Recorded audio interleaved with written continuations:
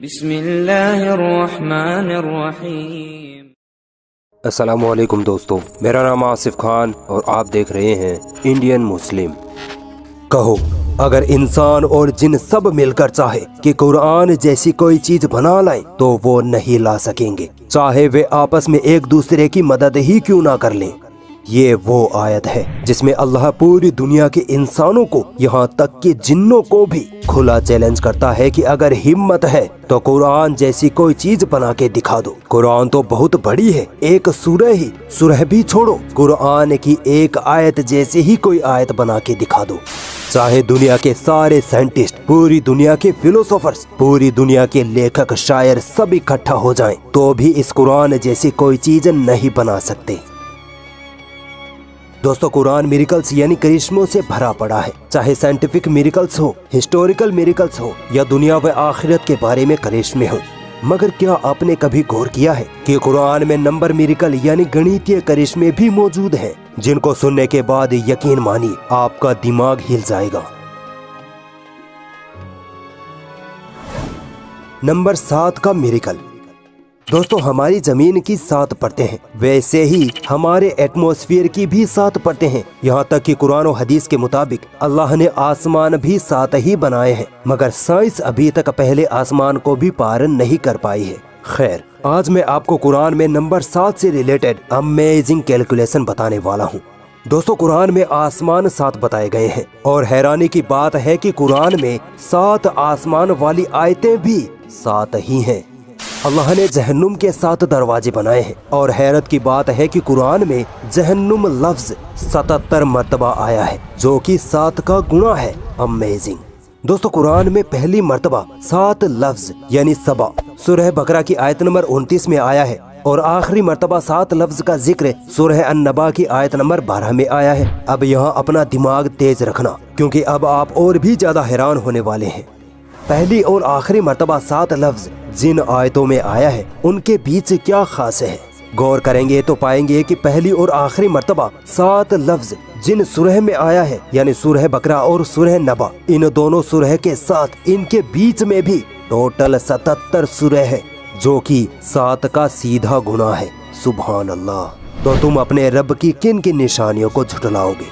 ابھی آگے اور دیکھیے، جس آیت میں 7 لفظ پہلی مرتبہ ذکر ہوا، اس آیت سے آخری مرتبہ 7 لفظ کا ذکر والی آیت تک ٹوٹل 5649 آیتیں ہیں۔ امیزنگلی یہ نمبر بھی 7 کا گنا ہے۔ 7 لفظ پہلی بار سورہ بقرہ میں اور آخری بار سورہ نبا میں آیا۔ اب آپ گیس کریے کہ اس میں اللہ کی کیا قدرت چھپی ہے۔ آپ اگر غور کرو تو سورہ بقرہ سے سورہ نبا تک کل 5705 آیتیں ہیں، جو سیدھا 7 کا گنا ہے۔ پہلی مرتبہ جس آیت میں 7 لفظ کا ذکر آیا، اس سے پہلے ٹوٹل 35 آیتیں ہیں، 7 سورہ فاتحہ کی اور 28 سورہ بقرہ کی۔ یہ 35 نمبر بھی 7 کا گنا ہے۔ اور آخری مرتبہ جس آیت میں 7 لفظ کا ذکر آیا یعنی سورہ نبا کی آیت نمبر 12 ہے۔ اس آیت سے پہلے قرآن میں 5684 آیتیں پڑتی ہیں۔ حیرانی کی بات ہے کہ یہ نمبر بھی 7 کا ملٹیپلائی ہے۔ کیا اب بھی لوگ یہی کہیں گے کہ یہ صرف کوئنسیڈنس ہے؟ تو پھر آؤ اور سنو۔ قرآن میں آدمی لفظ 24 بار آیا ہے، تو وہی عورت لفظ بھی 24 بار ہی آیا ہے۔ دنیا لفظ 115 بار، تو آخرت لفظ بھی 115 بار۔ 88 مرتبہ فرشتہ لفظ، تو جناب 88 مرتبہ ہی شیطان لفظ کا استعمال ہوا ہے۔ 145 بار زندگی لفظ، تو 145 بار ہی موت لفظ کا ذکر قرآن نے کیا ہے۔ کیا اب بھی یہی کہو گے کہ قرآن اللہ کا کلام نہیں ہے؟ حدیثوں کے مطابق زکوٰۃ دینے سے مال و دولت میں برکت ہوتی ہے، یعنی زکوٰۃ اور برکت لفظ کا ایک دوسرے سے کنیکشن ہے۔ اب دیکھیے، قرآن میں زکوٰۃ لفظ 32 بار آیا ہے، تو وہیں برکت لفظ بھی 32 بار ہی آیا ہے۔ ابلیس، جو سارے شیطانوں کا سردار ہے، قرآن میں ابلیس لفظ 11 بار آیا ہے۔ حیرانی کی بات ہے کہ قرآن میں ابلیس سے پناہ مانگنے کا ذکر بھی 11 بار ہی ہوا ہے۔ دوستو، ہم پر جب کوئی مصیبت آتی ہے اور جب اللہ تعالیٰ اس مصیبت کو ہم پر سے ٹال دیتا ہے تو ہم اللہ کا شکر ادا کرتے ہیں، ہے نا؟ اب دیکھیے، قرآن میں مصیبت لفظ 75 مرتبہ آیا ہے، تو شکر لفظ بھی 75 مرتبہ ہی ذکر ہوا ہے۔ کیا کوئی انسان اتنی بڑی کتاب میں اتنے امیزنگ نیومیریکل کیلکولیشن کر سکتا ہے، وہ بھی 1400 سال پہلے؟ اگر اب بھی کوئی ڈاؤٹ ہے تو آؤ اور آگے لے چلتا ہوں۔ ایک سال میں کتنے مہینے ہوتے ہیں؟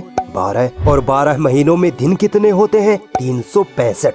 ٹھیک ہے، اب آئیے قرآن مجید کی طرف۔ قرآن میں مہینے لفظ کا ذکر ایگزیکٹ 12 بار آیا ہے، اور دن لفظ کا ذکر ایگزیکٹ 365 بار آیا ہے۔ جتنے مہینے اتنی بار ذکر، جتنے دن اتنی بار ذکر۔